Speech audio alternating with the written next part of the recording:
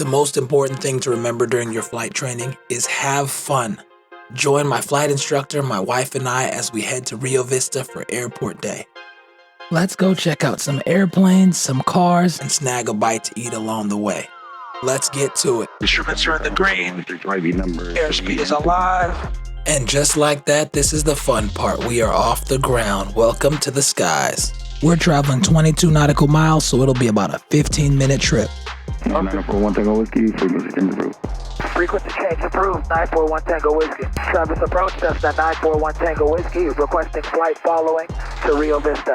November 941 Tango Whiskey, Travis approach, Travis altimeter 3002, squawk 5222. Squawk 5222, 3002.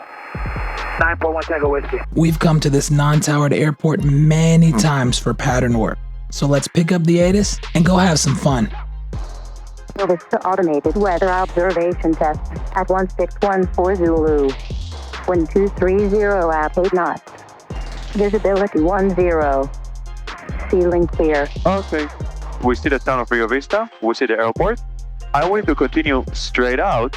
You're going to see a little windmill. Travis approach, Cessna 941 Tango Whiskey, requesting frequency change to Rio Vista. November 1 Tango Whiskey, radar service terminated, squawk VFR, frequency change approved. Squawk VFR, frequency change approved. Normally, when we come here, there's maybe one other plane in the pattern. But due to the event, there's a lot more traffic. Land first, and then I'll enter 225. Rio Vista. Rio Vista traffic, A0 Tango, short final 25. Time to make sure our airplane is configured for landing. Seat belts, fuel selector on both, mixture rich, turn the landing light on, and appropriate power setting. Entering right downwind for runway 25, the Rio Vista traffic. A standard traffic pattern is normally left, but here in Rio Vista, it's right pattern to avoid flying at low altitudes over people's homes and disturbing them. As we turn base, I'm pitching for 75 knots and I put in that second notch of flaps. As we turn final, I put in that third notch of flaps and pitch for 65 knots, being careful not to overbank. This trip came at the perfect time. It came when I was struggling with landings and I was quite frustrated. Fill back more.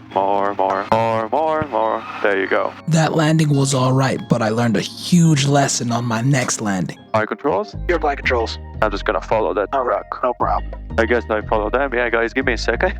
They are running away. All right, we touched down. I tell you here, it was all a 13-minute flight.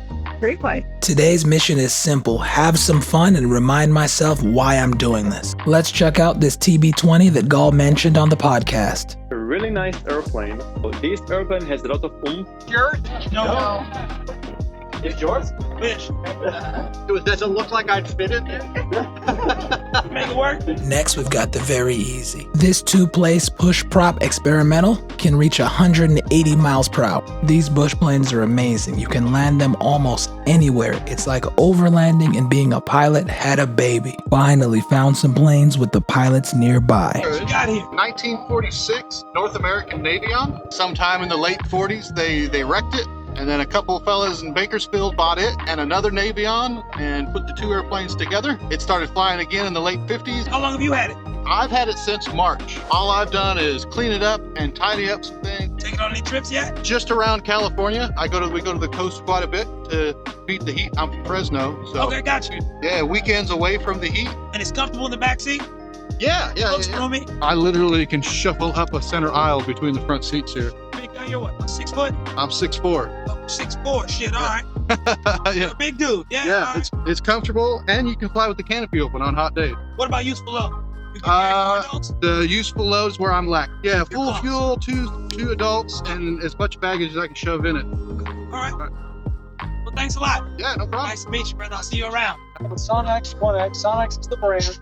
1X is the model. Okay. Because it only seats one person, they call it the 1X. Cruises at about 125 miles an hour and burns about 4 gallons an hour. And the wings fold. They fold. They fold. Holy moly, okay. So I'll show you. This is my buddy's hangar. Let's see if I can get it. Isn't that cool? That's neat. Yeah. What a neat little plane. And this is, to me, what it's all about. Advanced meeting other pilots. Any aspirations for building one? Maybe. I don't know. If I could choose my airplane, I'd probably look at like the Piper Cherokee 6. It's either something like that or Piper Comanche, but insurance will kill me as a new pilot. It's a Yeah, retractable. They will eat you alive. The stormtroopers are here. I was just talking about them. They heard you. We're in Star Wars. It's fine. I'm now inside of a movie. Well, it was so nice to meet you. Nice to meet you. I will see you around. Thanks. All right, you stay blessed. For all you Star Wars fans, here are the stormtroopers. Look like you've been going through some battles. Sir, Tusken Raiders are a formidable foe. Personally, I'm with the Resistance, so I hope they mop the floor with you.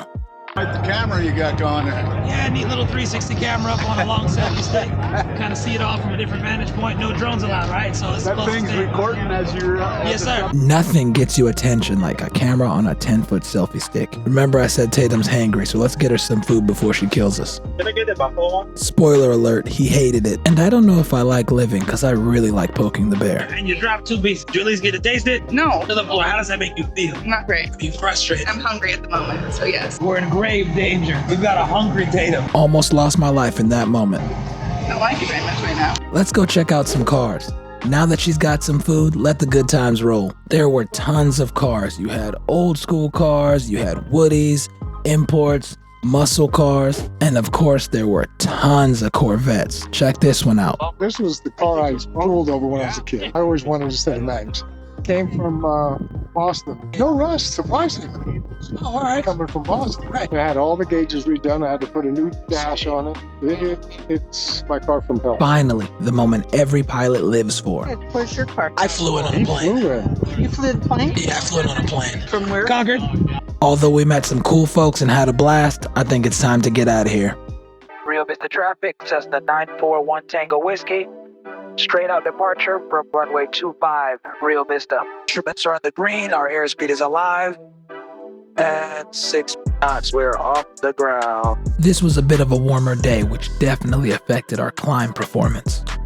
And here comes one of the moments every pilot absolutely loves, pulling out the snacks. Always with the snacks. Have you had these before? No. These are banging. Open it up. Give it a try. Okay. Trolley sour eggs, a classic, one of my instant favorites. I've been eating these for years. I guess I'll pass some to the back seat and share with my lovely backseat passenger. It's a super short flight, so let's contact the tower. On the tower, the 941 Tango Whiskey.